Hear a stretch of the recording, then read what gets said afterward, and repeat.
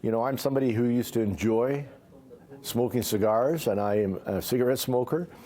It's an inconvenience to me, but to have to smoke outdoors and not on a patio or inside. The City of Winnipeg is one step closer to regulating the usage of hookahs, with a committee at City Hall set to deliberate on a motion on whether the city should ban the usage of hookahs indoors and on patios. The Standing Policy Committee on Community Services referring earlier this week the motion to the Executive Policy Committee and Council.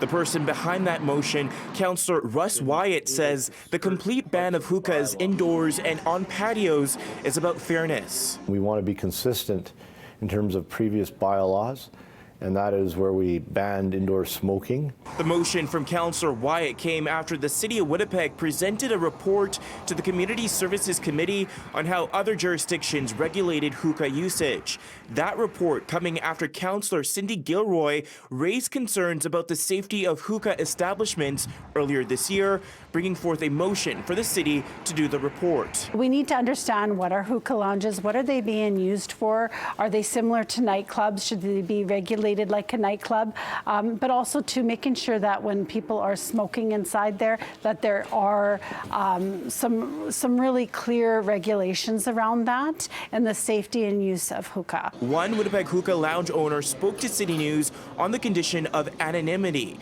He offers non-tobacco hookah and says lounges like his provide a cultural space for people in Winnipeg to gather together. This is not something that is harm. This is socializing and gathering. Noel Jerry is a Toronto-based lawyer who represented several clients opposed to Toronto's bylaw changes back in 2015 that ban hookah usage in licensed city establishments. He says his clients were able to find a workaround that allowed them to operate despite the ban. If you wish to provide your customers with refreshments, you couldn't also have hookah pipes because you would require that business license for refreshments.